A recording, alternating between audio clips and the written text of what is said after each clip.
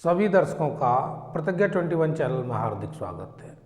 आइए आज इस चैनल के माध्यम से अर्थशास्त्र विषय के अंतर्गत इंडियन इकोनॉमी में जो प्रश्न पूछे जाते हैं उनकी चर्चा करेंगे।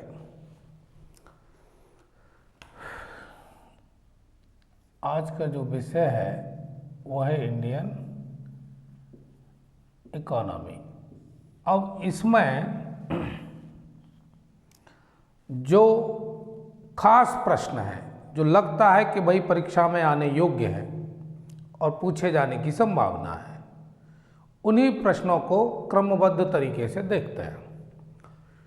तो पहला प्रश्न है, जयप्रकाश नारायण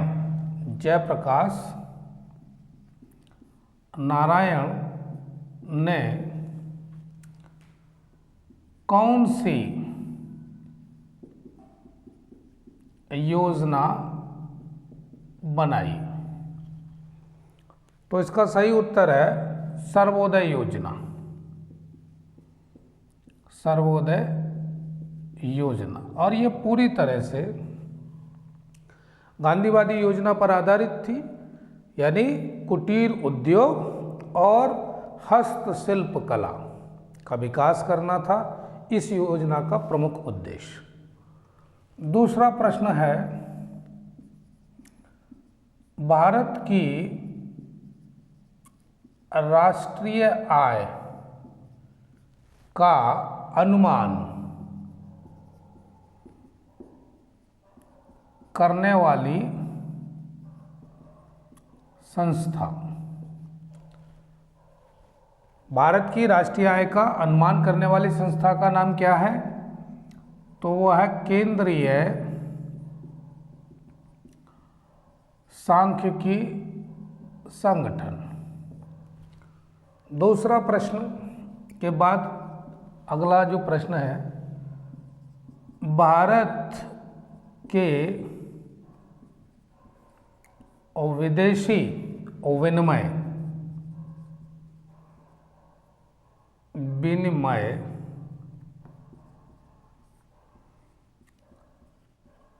संचय का प्रतिरक्षक, भारत के विदेशी विनिमय संचय का प्रतिरक्षक कौन है? तो इसका आंसर है भारतीय रिजर्व बैंक। रिजर्व बैंक कौन सी बैंक है? भारतीय रिजर्व बैंक। अगला प्रश्न, अप्रत्यक्ष कर को मुद्रास्फीति बढ़ाने वाला माना गया है। अप्रत्यक्ष कर को मुद्रास्फीति बढ़ाने वाला माना गया है और इसका बोझ निर्धन वर्ग पर पड़ता है। तो ये 4 प्रश्न हुए। जयप्रकाश नारायण ने कौन सी योजना बनाई? सर्वोदय योजना। भारत की राष्ट्रीय आय का अनुमान करने वाली संस्था का नाम क्या है? केंद्रीय सांख्यिकी संगठन। भारत के विदेशी विनिमय संचय का प्रतिरक्षक कौन है? भारतीय रिजर्व बैंक। अप्रत्यक्ष कर यानी मुद्रास्फीति को बढ़ाने वाला माना गया है और इसका बोझ निर्धन वर्ग पर पड़ता है। तो ये 4 प्रश्न हुए। अब इसके आगे अगला प्रश्न, सूती और वस्त्र उद्योग के क्षेत्र में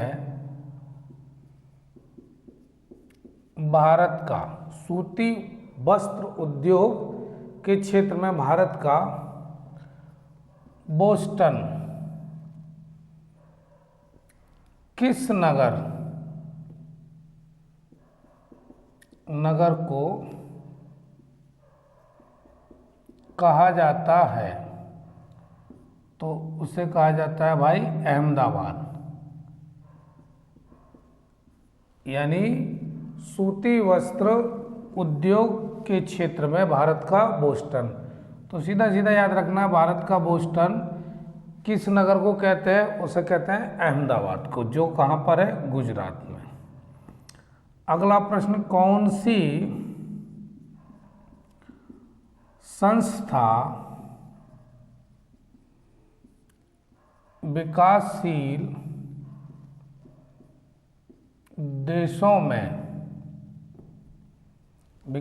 देशों में निजी उद्योगों को भी ऋण प्रदान करती है? कौन सी संस्था विकासशील देशों में निजी उद्योगों को भी ऋण प्रदान करती है? वो है अंतर्राष्ट्रीय वित्त निगम। अगला प्रश्न, किस पंचवर्षीय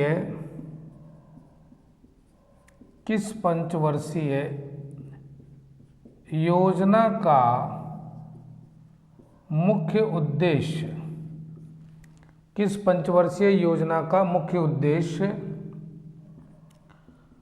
न्यायपूर्ण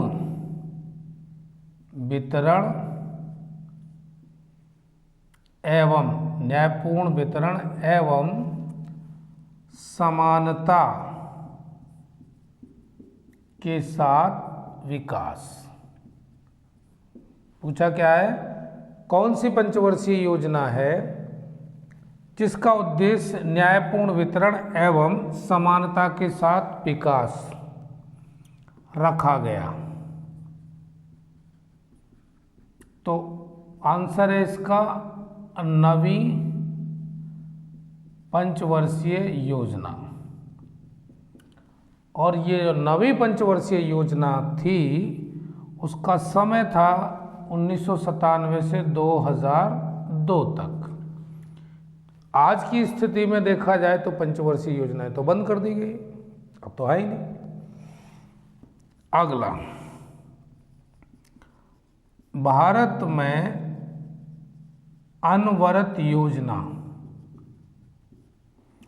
जिसे कहते हैं रोलिंग प्लान। भारत में अनवरत योजना रोलिंग प्लान कब शुरू किया गया था? किस अवधि में? 1978 से 1983 के बीच। तो एक प्रश्न आपका ये भी है कि रोलिंग प्लान कब अपनाया गया? ठीक है भाई, अब अगला प्रश्न देखते हैं।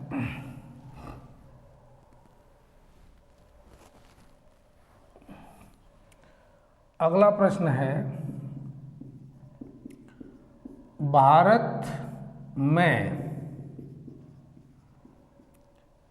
किस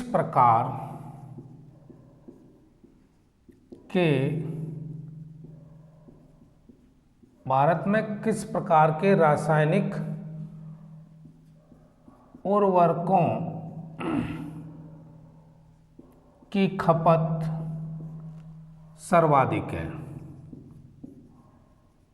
प्रश्न क्या है? भारत में किस प्रकार के रासायनिक उर्वरकों की खपत सर्वाधिक है? तो उसका आंसर है नाइट्रोजनी, यानी नाइट्रोजन से युक्त उर्वरक की खपत सर्वाधिक है भारत में। अगला प्रश्न है, भारत की राष्ट्रीय आय में किस क्षेत्र का सर्वाधिक योगदान है? भारत की राष्ट्रीय आय में किस क्षेत्र का सर्वाधिक योगदान है? तो वह है आंसर तृतीयक क्षेत्र का। यह तो सही आंसर हुआ। अब तीन क्षेत्र हैं, एक तो प्राथमिक है, एक द्वितीयक है और एक तृतीयक। तो इसमें तो कृषि आ गया, कृषि है, खनन भी है, वो किसमें? प्राथमिक में। और इसमें द्वितीय में आता है विनिर्माण उद्योग और तृतीय में सेवा। तो ये जो सेवा वाला तृतीय क्षेत्र जो है, ये सर्वाधिक राष्ट्रीय आय में योगदान करता है। अगला प्रश्न,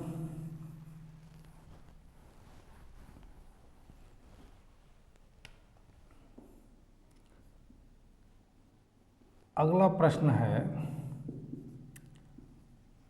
dough Jones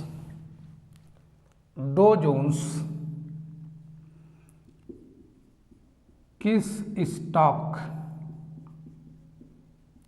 exchange, dough Jones किस स्टॉक एक्सचेंज का शेयर सूचकांक है? तो उसका आंसर है न्यूयॉर्क। न्यूयॉर्क का है, यूनाइटेड स्टेट ऑफ अमेरिका। अगला है राउरकेला।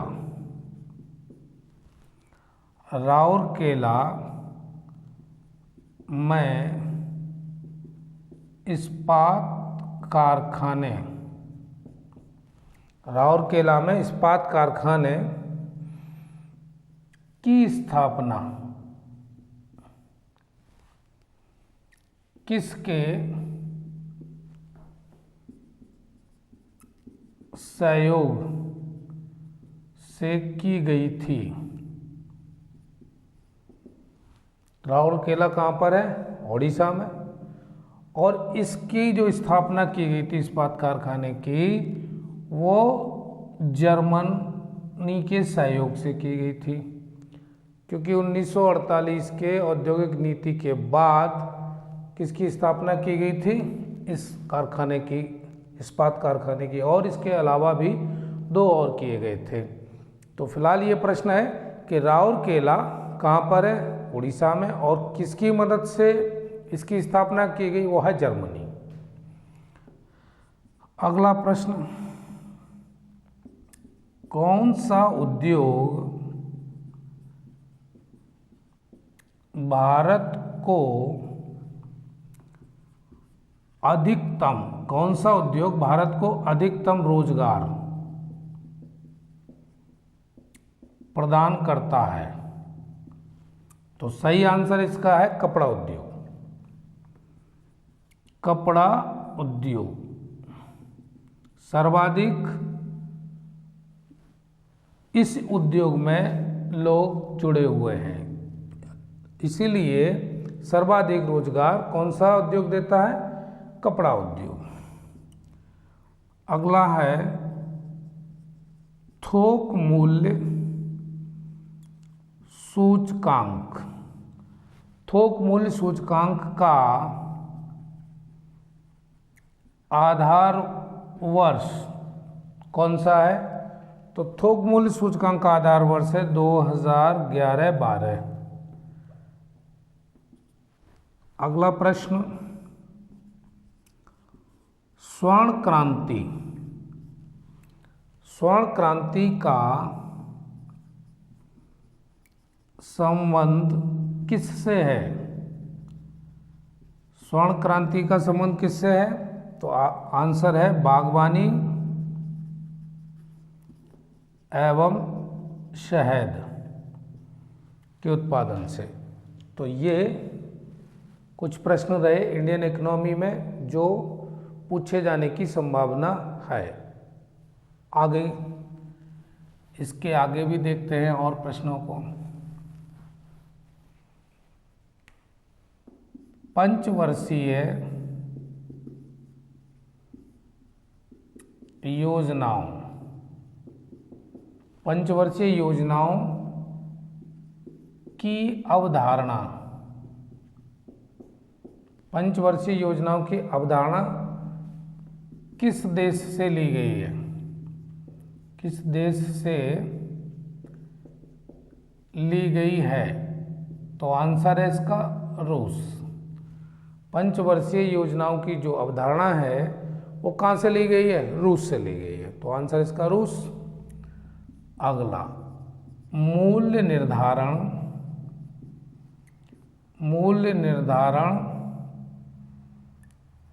के सामान्य सिद्धांतों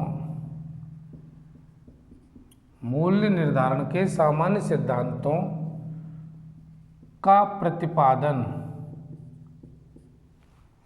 किसने किया?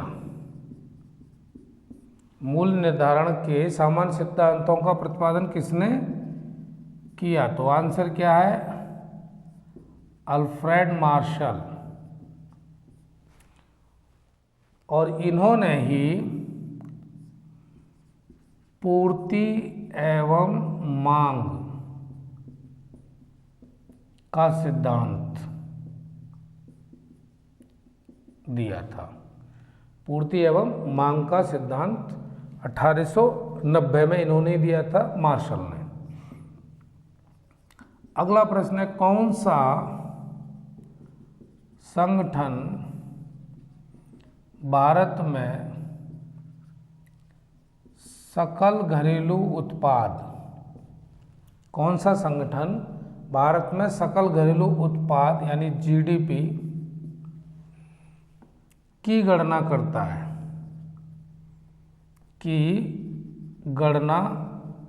है? तो सही आंसर है इसका राष्ट्रीय सांख्यिकी कार्यालय। अगला प्रश्न है, कौन सा क्षेत्र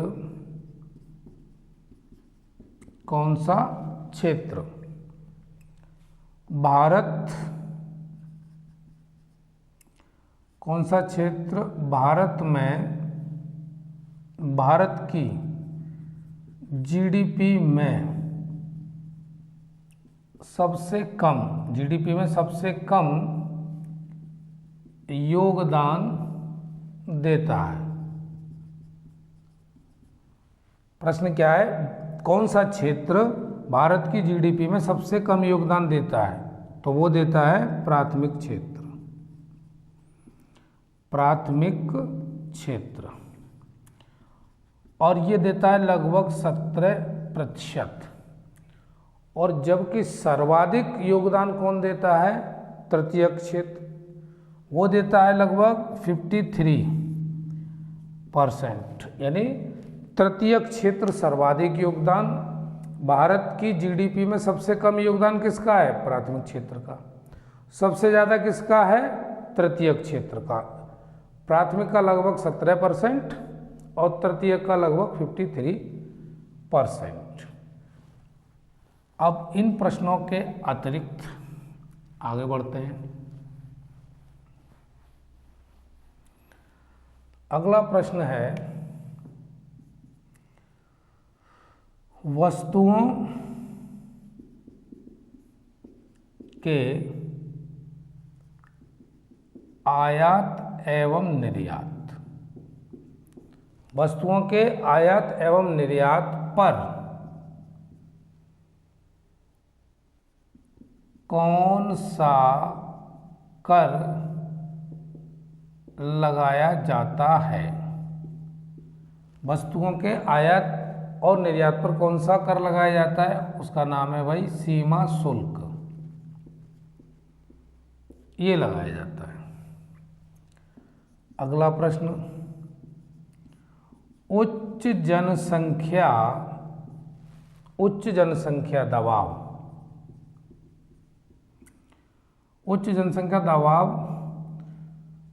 के क्षेत्रों के लिए किस प्रकार की खेती की जाती है? क्या प्रश्न है? उच्च जनसंख्या दबाव के क्षेत्रों के लिए किस प्रकार की खेती की जाती है? तो इसका सही आंसर है गहन निर्वाह खेती। क्या आंसर? गहन निर्वाह खेती।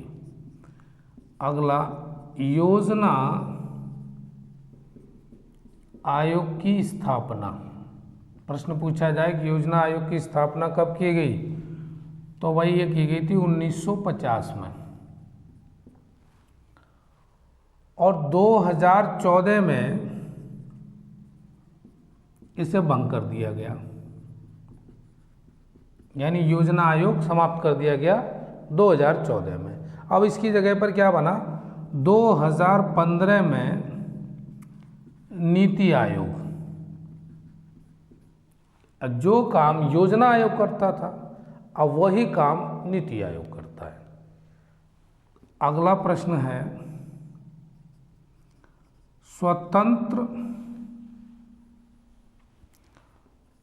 स्वतंत्र भारत का पहला केंद्रीय बजट, स्वतंत्र भारत का पहला केंद्रीय बजट 26 नवंबर 1947। स्वतंत्र भारत का पहला केंद्रीय बजट 26 नवंबर 1947 को किसने प्रस्तुत किया? तो इसका आंसर है R.K. शनमुखम चेट्टी। इनके द्वारा पहला बजट पेश किया गया था, प्रस्तुत किया गया था। अब इसके अलावा और प्रश्नों को भी देखते हैं। ये सभी के सभी प्रश्न परीक्षा के दृष्टिकोण से बेहद उपयोगी हैं। इनको भाई याद रखना ही लाभकारी सिद्ध होगा। अगला है दुर्गापुर। दुर्गापुर इस्पात संयंत्र। दुर्गापुर इस्पात संयंत्र किसके सहयोग से स्थापित किया गया? तो इसका आंसर है ग्रेट ब्रिटेन। अगला प्रश्न, कृष्ण क्रांति का संबंध, कृष्ण क्रांति का संबंध किससे है? तो इसका आंसर है खनिज तेल उत्पादन। कृष्ण क्रांति का संबंध किससे है? खनिज तेल उत्पादन। जैसे श्वेत क्रांति का दुग्ध से था। तो फिलहाल तो क्रांति की बात नहीं हो रही, ये प्रश्न आया हुआ है, तो इसलिए अभी प्रश्नों की चर्चा ही होगी। फिर किसी दिन हम बात करेंगे सारी क्रांति जितनी भी हैं उनको एक साथ स्टडी करेंगे। राष्ट्रीय ग्रामीण विकास, राष्ट्रीय ग्रामीण विकास संस्थान कहाँ पर स्थित है? जिसका आंसर है हैदराबाद।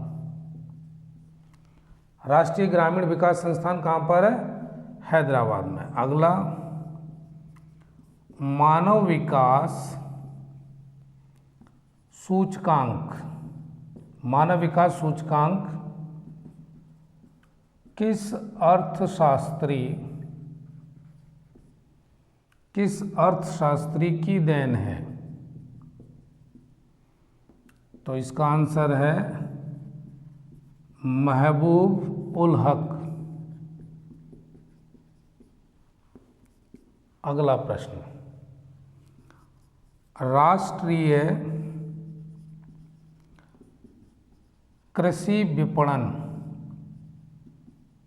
संस्थान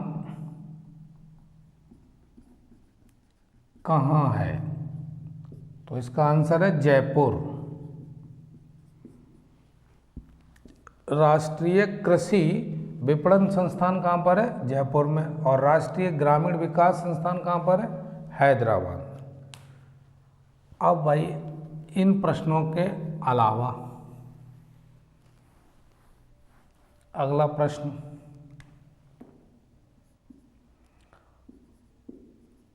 शहरी क्षेत्रों में कितनी कैलोरी, शहरी क्षेत्रों में कितनी कैलोरी पोषण प्राप्त न होने वालों को गरीबी रेखा से नीचे माना जाता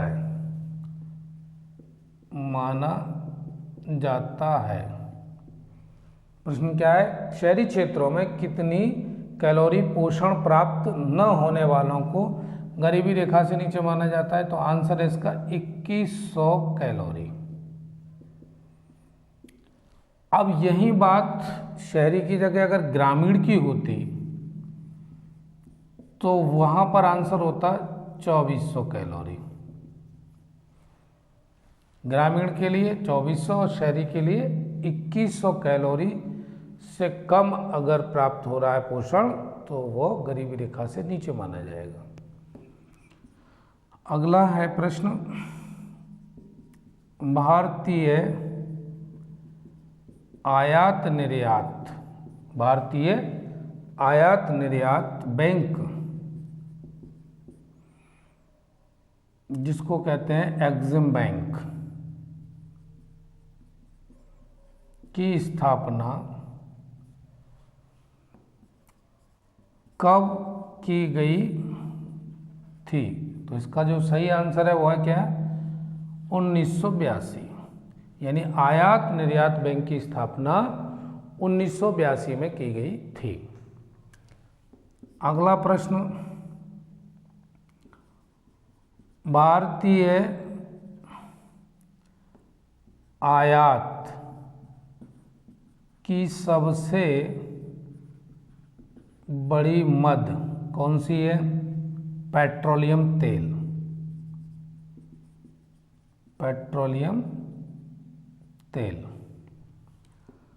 अगला प्रश्न, मूंगफली के उत्पादन में अग्रणी राज्य कौन सा है? वो है गुजरात। आज जो इंडियन इकोनॉमी के प्रश्न हमने चुने हैं जो परीक्षा की दृष्टि से काफ़ी महत्वपूर्ण रहेंगे, तो उन्हीं में इन प्रश्नों को आप तैयार करें। मूंगफली के उत्पादन में अग्रणी राज्य कौन सा है? गुजरात। अब अगला प्रश्न, सर्वाधिक अभ्रक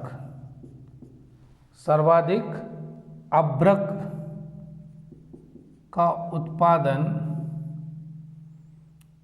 कहाँ होता है? तो इसका आंसर है झारखंड। सर्वाधिक अभ्रक का उत्पादन कहाँ होता है? तो सही आंसर क्या है? झारखंड राज्य में। अगला है, प्रत्यक्ष करों में से किस कर से सरकार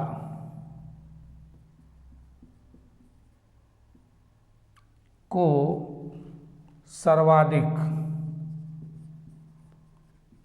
सर्वाधिक राजस्व की प्राप्ति होती है?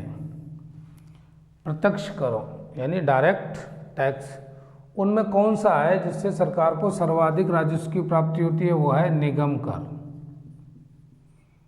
इसका सही आंसर क्या है? निगम कर। अगला प्रश्न है, देश भर में वस्तु एवं सेवा कर यानी जीएसटी, देश भर में वस्तु एवं सेवा कर जीएसटी कब लागू हुआ? तो इसका आंसर है 1 जुलाई 2017। अगला प्रश्न, भारत में न्यूनतम प्रति व्यक्ति आय वाला, भारत में न्यूनतम प्रति व्यक्ति आय वाला राज्य तो कौन सा है? वो है बिहार। भारत में न्यूनतम प्रति व्यक्ति आय वाला राज्य बिहार, और अधिकतम यानी यहीं पर लिखा होता है न्यूनतम की जगह अधिकतम प्रति व्यक्ति आय वाला राज्य, तो वो है गोवा।